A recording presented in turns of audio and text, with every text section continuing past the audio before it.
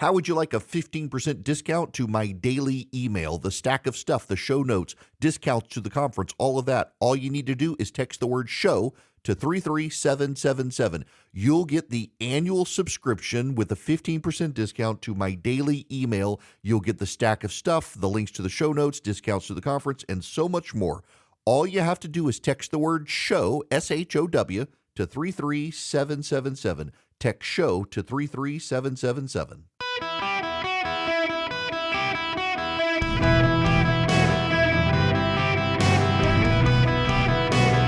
Welcome to the Eric Erickson Show podcast, Hour 1.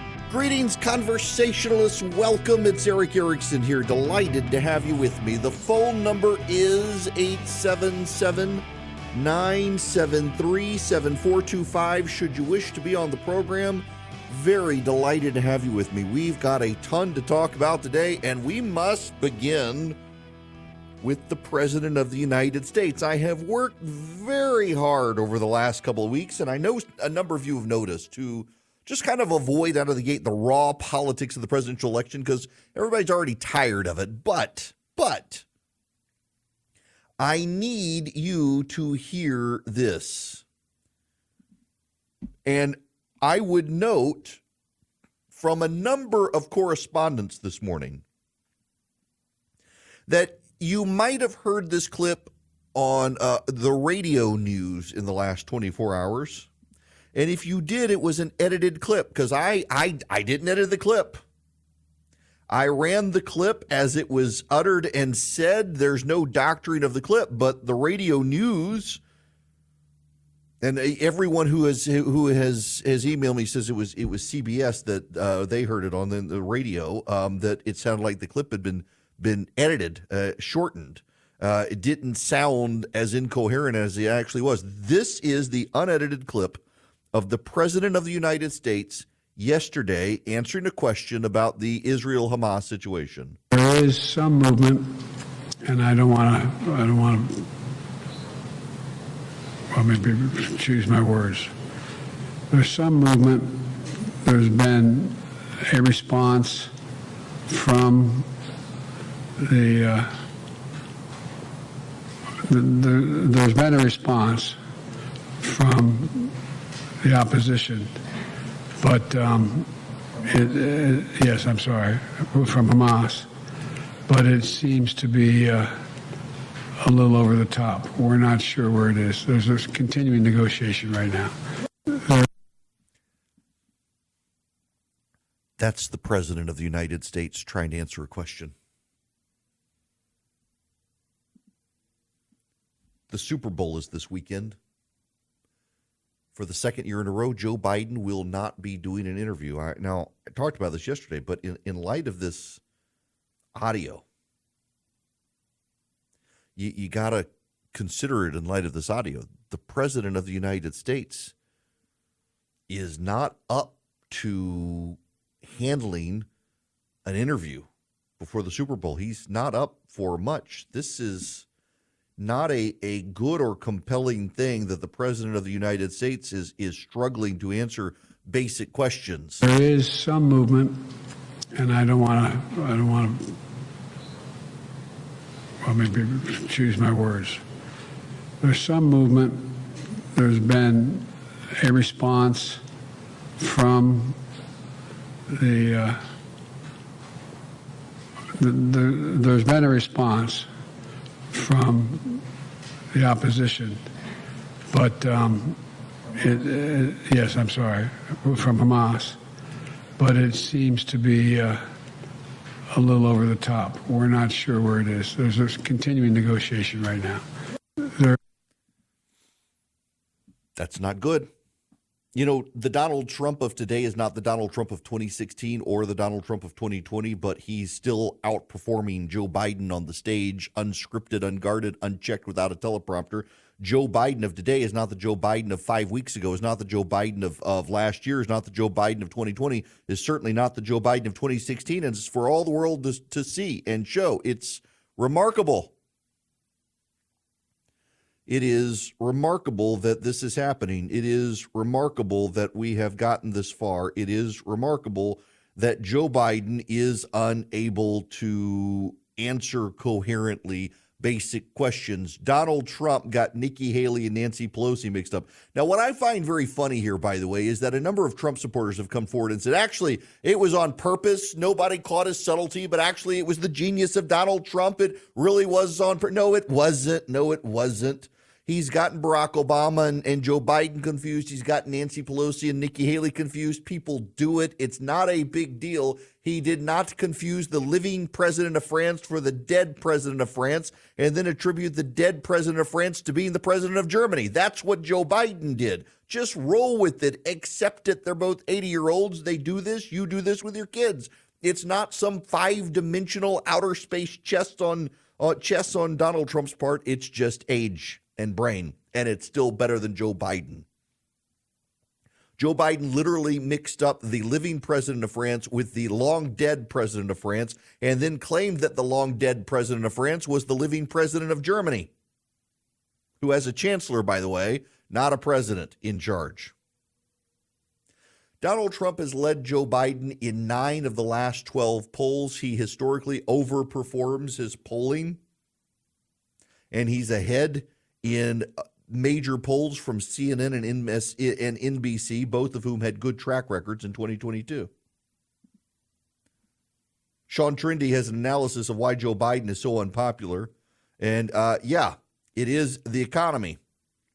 2 reasons, he says. Yes, it is the economy. But also, more than that, they care about things ranging from war in the Middle East to their perception of the president. And the more Joe Biden shows up and speaks, the more his age matters to people. And I would add, and who is the alternative to Joe Biden? A woman whose polling is so terrible, she makes syphilis and serial killers look popular compared to her. Kamala Harris is a non-starter for most people. Sure, we're 9 months from the election, but people's perceptions have been baked in of Joe Biden ever since he surrendered Afghanistan to the Taliban. But it's not just that. Here comes Gallup today. The Republican and Democratic parties have distinctive strengths with different subgroups of the U.S. population. However, Democrats have lost ground among some of their traditionally stronger support groups while gaining ground with others.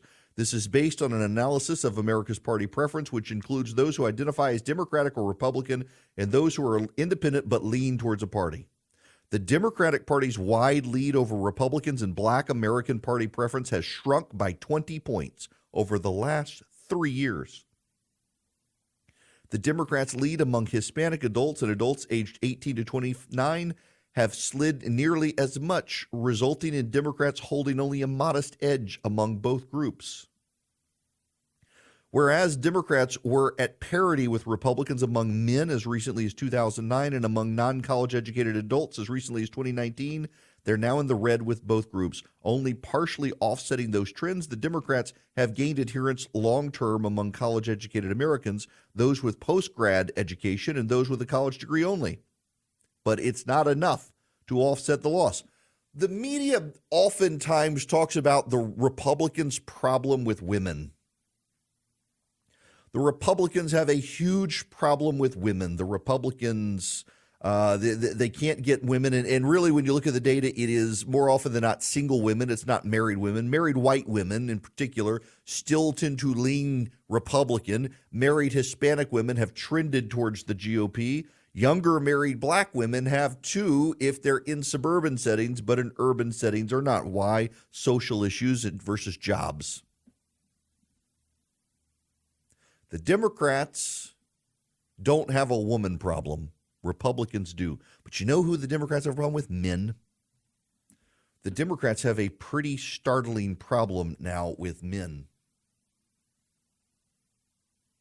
Women lean Democrat 49 to 40, 9-point gap. 49% of women say they are Democrat, 40% say they're Republican. But what about the men? Republicans beat Democrats by 15 points with men. 52% to 37%. What about American adults right now? All American adults? According to Gallup, it's 45% identify as Republican, 43% identify as Democrat. In fact, if you look at the NBC News poll, if you look at the CNN poll, you look at Gallup's data, majority of Americans want Republicans to hold Congress. Even as they don't like Trump, they like Biden even less. And when you dig into the data, when you probe the data to find out why, a lot of it has to do with age and the fallback being Kamala Harris. I can't emphasize this enough. I can't say it enough. I can't repeat it enough. You must hear it, digest it, process it, know it. For all of the belly aching of the Democratic Party claiming that Donald Trump is an existential threat to the American Republic, they would not be running Joe Biden and Kamala Harris if they truly believed it. If they truly believe Donald Trump is a threat to our democracy, they would not be running Joe Biden and Kamala Harris. Two of the most unpopular national politicians. Kamala Harris is the most unpopular national politician in America. The data and trend lines will undoubtedly shift over the next 9 months. Incumbency has its advantages. Yeah, I still think, despite the conventional wisdom in the press right now, the conventional wisdom is so often wrong. I still think by virtue of being the incumbent president of the United States, with an economy that is improving, and it actually objectively is, even if you don't feel it yet, Biden has some latent advantages by being an incumbent president with an improving economy. But Donald Trump outperforms his polling all the time. And he's leading in the polling right now with media institutions that hate him. The people who are still raw about Trump winning the primary, the DeSantis team, the Haley team, they're like, well, it's all a trap. The polls are obviously going to shift. Well, yeah, I do think they're obviously going to shift. Not because the media has been spinning and laying a trap, but because as both candidates are more and more exposed, it will remind people of the deficiencies of each. The only one who's overexposed right now is Joe Biden, who by being president is forced to speak publicly in ways Donald Trump isn't. As Trump's stature elevates and they cover him more and more what he's saying, not just court cases and things like that, but actually putting him on TV, there will be changes. And yes, the Trump team is running out of money, and Trump personally is being wiped out financially by the courts. And you do need money to win. There are strategic, fundamental problems with Trump as the GOP nominee, but there are strategic, fundamental problems with Joe Biden as the Democratic nominee. And the Democrats are exuding confidence over a guy who's not at war with Iran, but is at war with the English language. Joe Biden is a deeply flawed candidate for office. The bravado of the Democrats on television and the bravado of the Democrats in public on how they're so happy that Donald Trump is the Republican presidential nominee. We have seen this all before, not in 2020, but in 2016. Look what happened in 2016.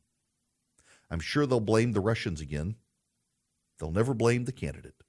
Maybe this time they'll blame China. They'll blame some other entity.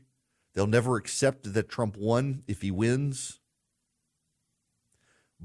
But I'm just going to say it again, and it bears repeating on a regular basis.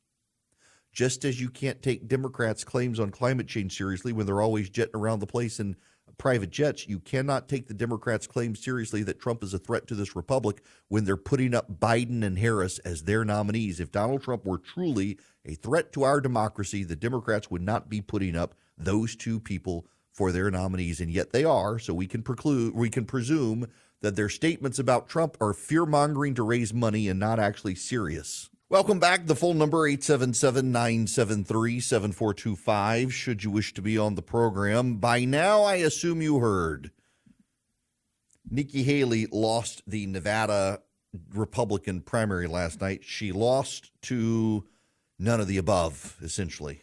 In Nevada, they allow none of the candidates to be on the ballot. So by saying none of the candidates, it's actually a line on the ballot that says none of these candidates. So it's a protest vote. You can essentially say they all suck. Donald Trump did not participate in the primary. He's participated in the Nevada caucus, which he's worked very hard to make sure he will win. Haley decided, and as did DeSantis, basically to bail on the caucus because Trump was going to be so dominant in it the way it was arranged. So she went with the primary and she lost. I don't quite understand why she is staying in the primary, in all honesty. I look, she's a friend. I admire her fight, but she's going to lose the South Carolina primary. And my guess, and I can't really fault her for this, my guess is that Haley has decided to stay in through the South Carolina primary because it is her home state. She's not going to win her home state, and that is obvious at this point. Like it or not, she's not going to win South Carolina. At that point, I think her money probably does begin to dry up. She went on Saturday Night Live. She's been getting money from outside individuals. They've been supporting her. I just don't know that that's sustainable after she loses her home state of South Carolina. The only reason to stay in is because of the burdens on Trump financially and otherwise. Y'all probably don't realize this, but so if he wants to appeal the E. Jean Carroll case in New York, he's got to put up, even though the verdict was like $83 million, he's got to put up about $115 million. Based on a New York law, he's got to essentially put up a bond to be able to appeal. This other verdict that's coming down on his businesses is looking at a $300-some-odd million verdict. He's bragged about having immediate access to $400 million. It looks like they're going to go over that, so he's not going to have any available cash to appeal, and he's got to appeal that case. That's a very appealable case. He's going to have to come up with probably $400 or $500 million to appeal it. There goes all of his personal money. He's going to have to start selling properties. So Haley staying in, I guess, to some degree makes sense in that regard. But I don't, if Trump were to leave, and I don't think he will, I don't think the base of the party would go with her. If anything, Nevada signaling they've moved on from the type of Republican that Haley represents. Like it or not, that's just the truth. The truth is also that progressives are coming after you even through your banking institutions. I saw a couple of weeks ago now, a credit union had changed the terms of service that it would not allow money withdrawals from it through its debit card systems if it was going to a gun store. So you're not allowed to buy guns through this particular credit union. The left is doing this sort of thing to try to crack down as a backdoor through corporate strategy guns in this country. Old Glory Bank's not like that. It's one of the reasons I use them. They're a conservative bank started by John Rich, Larry Elder, Ben Carson, and like-minded banking experts. OldGloryBank.com. It's their website. Look, it may be an online bank, but they got 85,000 retail locations in the U.S. that they've partnered with where you can deposit cash right into your bank. You can do home loans, VA, conventional, FHA, and you can open an account for you or your kids 8 minutes or less, and they have great rates. OldGloryBank.com. Terms and conditions apply. Member FDIC, equal housing lender. It is my bank. I love them. You will too. OldGloryBank.com. Hello, America. Welcome. It is Eric Erickson here. The phone number, 877-973-7425. Should you wish to be on the program, very happy to have you with me today. We need to talk about the Iran situation. It's not getting any better. I want to put on your radar a very serious topic about Iran. And I want you to call back to my conversation the other day with Governor Gianforte of Montana. The governor was at the border with Texas and Mexico, said there have been people coming across the border from 140 of the 195 total countries on the planet. There have been a number of people from Iran and the Middle East, many claiming they were seeking asylum. Swedish public radio is reporting that 2 Iranian agents who claimed to be seeking asylum from Iran as refugees were expelled from Sweden in 2022. It turns out they were linked to Iran's Revolutionary Guard, and they were in Sweden aiming to assassinate members of the Jewish community, prominent members of the Swedish Jewish community. So Iranian agents went to Sweden, claimed to be refugees from the persecution of the Iranian regime, sought asylum, entered the country, and began to plot the assassination of Jews, including the chairman of the local Jewish community in Stockholm. Think about the number of Iranian refugees who have come across the border seeking asylum. The FBI director says they're worried. There are red flags everywhere, red lights going off across the map that Hezbollah, Hamas, they could be here. The Iranian Revolutionary Guard could be here. Yo, this is not a hypothetical anymore. This is what happened in Sweden. They were caught. They were expelled. There are a lot of legitimate Iranian refugees. I know a number of, and count as friends, a number of refugees from Iran. Most of them call themselves Persian. Walter Russell Mead has a piece at the Wall Street Journal. I'm not just starting because he mentions one of my favorite movies. As Master and Commander, the 2003 movie based on Patrick O'Brien's extraordinary historic novels, reminds us the key to victory in the age of sail was to have an advantage that sailors called the weather gauge. Thanks to the wind's direction, one side could dictate the timing and pace of the battle. When you wanted to engage the enemy fleet, the wind allowed you to approach. When you wanted to back off, the wind prevented the enemy from closing in. What's clear in the Middle East these days is that Iran has the weather gauge. Iran can spark a crisis whenever and wherever it wants and can also de-escalate at will. From Iraq to Lebanon and Gaza to the Red Sea, Iran and its proxies can create an instant crisis anywhere, forcing the U.S. to respond on Iran's timetable. Even when, as over the weekend, Team Biden responded to Iranian attacks with force, Tehran was in control. Rather than thinking about how to deliver an unmistakable message that will restore deterrence across the Middle East, the administration struggled to find a Goldilocks retaliation strategy, strong enough so centrists don't call it weak at home, weak enough so that Iran won't escalate in return.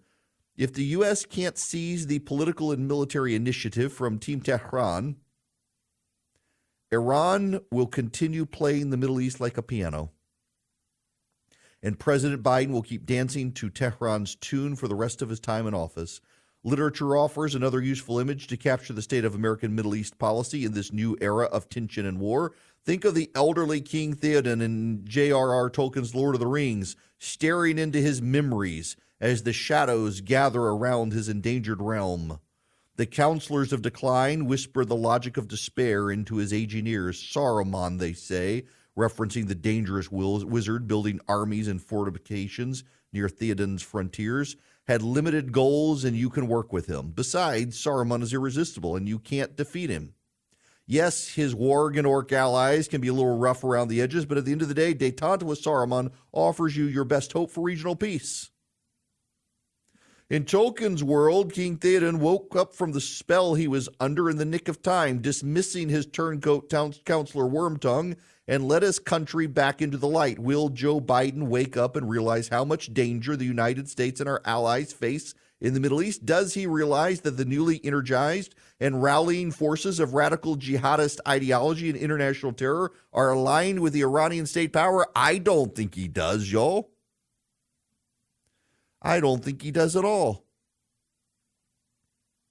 Listen to the Pentagon press secretary yesterday. Can you please tell us, did any Iranians die in the attacks on Friday? So, Laura, as I understand it, CENTCOM is continuing to assess, but initial indications are we're not aware of any Iranians killed. But again, we'll continue to analyze, and as we have updates, we'll let you know. And what's been happening since we decided to tell Iran we were going to strike them and where we were going to strike them and then didn't kill any of them? So a couple of things, Jennifer. So first of all, on your last comment, our forces will always maintain the inherent right of self-defense. So if they need to take appropriate actions to defend themselves, they will, and you've seen us do that in the past. In terms of attacks in Iraq and Syria since we took these strikes on Friday, I'm actually only tracking 2 incidents. There was one attack on Saturday February the 3rd, that was 2 rockets that were fired at MSS Euphrates in Syria with no injuries or damage reported. And then I'm aware of one yesterday, February 4th. This was a one-way attack drone that landed several kilometers from MSS Green Village. Also in Syria, again, no reported U.S. injuries or damage to those facilities. Again, the strikes that we took on Friday were in response, as I highlighted in my topper, to the attacks on U.S. forces at Jordan. And again, we'll take necessary action to defend our forces. But, Pat, I believe that there was a third strike that killed 6 SDF Kurdish fighters. I think the one you're referring to is the latter one that I highlighted. And I am aware of those reports of Syria Democratic Forces killed in that strike, but I'd have to refer you to them to talk about that. It was not on a base where U.S. forces were. It was in the vicinity of Green Village. We didn't kill any Iranians. We let them know we were coming. We told them the regions we were going to attack. We told them, we gave them hours notice that our bombers were in the air, what sort of bombers we were sending, so they had a good idea of what our capabilities were. I said last week that I kind of hoped that I was wrong. I kind of hoped that Joe Biden was gaming the system in a way I didn't think he was clever enough to be able to do. And, well, turns out that I was right to think that the Biden administration just wasn't as clever as they could have been. They could have set it up in a way to maximize the damage. But they didn't maximize the damage. They chose willfully not to maximize the damage. They chose to give Iran a heads up. This is what I said on Friday on the program. If the Biden administration were clever, they would do everything they've done to the Iranians. They would tell them we're coming. We're going to bomb in Iraq and we're going to bomb in Syria. We're going to bomb your militant proxies who carried out the attacks. And the attack's coming in a few days. And then we would watch the Iranians and their operatives through our drones and satellites pack up and vacate the premises, and we would follow them to their new location. And that's where we would bomb. We've given them a heads up today. The bombers are coming. They're en route. We know the attack is coming. Iraqi officials have confirmed to NBC News that all the militants and their hardware has been packed up and moved to new locations. It would be fantastic if what we actually are doing is bombing those new locations. But I don't know that this administration would be clever enough to do that. Turns out they weren't clever enough to do that. They were not clever enough to do a very simple and clever thing. They didn't do that. They bombed the locations the Iranians knew they would bomb, and the Iranians had vacated the premises. As Walter Russell Mead notes in the Wall Street Journal, they wanted a response that looked tough to centrists in this country, but not tough enough to deter the Iranians, lest the Iranians decide to escalate. We're dealing not with a bully. We're dealing with evil. The Iranian regime is an evil regime. The other day in Iran, in Tehran, 21-year-old young man who has called for regime change in Iran and liberalization of ties with the United States and economic opportunity for young Iranians, was led through the downtown street in Tehran to the center of the city, rope tied around his neck, and a crane hoisted him in the air. And they left his body all day. This is the regime we're dealing with. Iran doesn't understand rational processes that we do in the West. It is a distinctly bit of Western racism from the wokes that they think that the Iranians are somehow the colonized oppressed and that we have to rationalize with them in different ways. The Iranians understand power and strength. The Iranians understand power and strength. They do. And our history of dealing with Iran shows this. It is a history that Obama and Biden both have chosen to ignore, to think differently, to redo things. They were taken over, Obama and Biden, by the wokes, by the intersectional wokes who believe the world can be explained by the power dynamics of the oppressor versus the oppressed, the white people of the West versus everyone else, and that we need to give the everyone else, the non-white people of the rest of the world, their due. We need to treat them differently, but all that accomplishes with Iran is for Iran to recognize the weakness of the Western ideology that has become pervasive. We don't have to go directly to war with Iran. We don't have to bomb directly Tehran.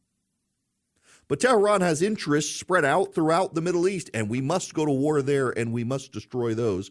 We must wipe out the Houthi. We must help Israel wipe out Hamas. We must deal with Hezbollah, and we must deal with the Iranian militants in Iraq and Syria. We must do that. We must do it strongly and forcefully and send a message to Iran that we have no intention of doing a proportional response. We intend to wipe them out. We must do that. Now, before I go on, I got to tell you about Stamps.com. I used them again yesterday. I did, and it was great. I never had to go to the post office. You know, I don't mind going to the post office. They're very nice people who work at my post office, but I don't want to stand in line with a bunch of people, particularly right now during cold season. Everybody's hacking and who has the flu and who has COVID. So I can go to the post office or I can go to Stamps.com on my laptop. I can arrange for my package to be mailed. I can say, come pick it up. The post office comes to my office. UPS does as well. Pick it up. I had to send something by the post office yesterday. They came and they picked it up. You can get up to 89% off post office and UPS rates. You don't stand in line. You can even get your supplies ordered from Stamps.com, which is brilliant, by the way. So you get your labels, postage, whatever you need from Stamps.com. Right now, if you go to Stamps.com and you click on the microphone on the top right of the site, you put in my name, Eric, you get free postage, free digital scale, no long-term commitment, no contract to sign, very reasonable rates at Stamps.com. And here's the thing, they save you money. You're actually offsetting the fee you pay to Stamps.com. You're offsetting it with the amount you're saving in shipping, and no lines. They come to you. It's brilliant for your small business or for yourself. If you send a lot of packages to families and friends, Stamps.com can save you money, and there's no long-term commitment. You can cancel at any time. Stamps.com, click the microphone, put in my name, Eric, get the digital scale, the free postage, limited time offer. There is no long-term commitment. There's no contract to sign, and you can get started and shipping today. This hour of the program brought to you by First Liberty Building and Loan. Wherever your business is located in the United States, they can help your business grow. If you are buying a building or building a building or you're buying a franchise, buying out a business partner or competitor, those are the sorts of deals they do. First Liberty Building and Loan can be your lending solution, and you can develop a long-time relationship with them. They've been around since the 90s. They're going to be around.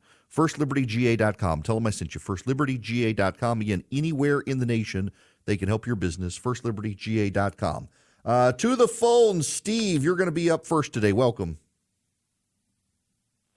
Thanks, Eric. I've often heard you talk about how events, unexpected events, can change the course of history. I wondered, and I was thinking about this in your discussion of the president and vice president, what if President Biden resigned? What if he decided not to run? And if you were willing to consider the possibility that he might voluntarily do that, what do you think the political impact could possibly be? Oh, that's a great question. All right, Steve. So it depends. So if he's already collecting delegates, as long as he's not nominated at the Democratic Convention, and as long as Kamala Harris is not nominated as his running mate at the Democratic Convention, it becomes an open convention because you've already got delegates. Those delegates would be in play. There would be a wooing effort. There would be behind-the-scenes pressure from Barack Obama to name someone, not name Michelle Obama. People, please. My guess is obviously Gavin Newsom would put his hat in the ring very hard. I will tell you who the Democrats are buzzing about. Andy Beshear of Kentucky. He and Gretchen Whitmer are the two Democratic darlings right now, and Beshear, because he is young, male, Southern, from a political dynasty who comes across as moderate, even though he's not. He's pretty progressive, but he doesn't come across that way. And they think he would be a threat to Trump. They also like Gretchen Whitmer a ton. Between the two of them, the Democrats would be able to put someone else up. I gotta, in all candor and honesty, if the Democrats want to improve their odds in November, they have got to improve their candidate choice beyond Biden-Harris. It can't be a Gavin Newsom. Democratic consultants privately are willing to concede he is too progressive. It can't be Kamala Harris. Democrats are openly willing to concede she is too bad for business. Their business, not corporate business. So they got to come up with somebody else. Beshear won re-election in Kentucky against a well-funded challenger from the GOP in a year that should have gone against the Democrats, and he did well. They're looking at him. Look. The reality is it's probably going to be Biden-Trump. Whichever party wants to improve its odds, they'd replace their candidate. Democrats in particular, they got a serious, serious problem on their hands if they do not replace Joe Biden. They don't want to admit it. They don't recognize it, but it is the truth. They have a real problem on their hands with Joe Biden as the nominee and with Kamala Harris as the running mate. Until the moment the candidates are confirmed at the Democratic convention, anything can happen. They can have an open convention. Will they? I doubt it. I highly doubt it. But again, they would very much improve their odds if that was something they wanted to do. I just don't see them doing it. I think the GOP will go with Trump as well. And right now, the polling gives Trump a favorability. The polling right now suggests Trump will win. Now, the polling right now in 2012 said Mitt Romney was going to win, so you got to keep that in mind as well. The polling shifts over time as voters start paying attention. Remarkably, most voters right now aren't paying attention. You are. If you're listening to this program, you're politically engaged, but most voters aren't. They're listening to music and they're not paying attention to politics right now.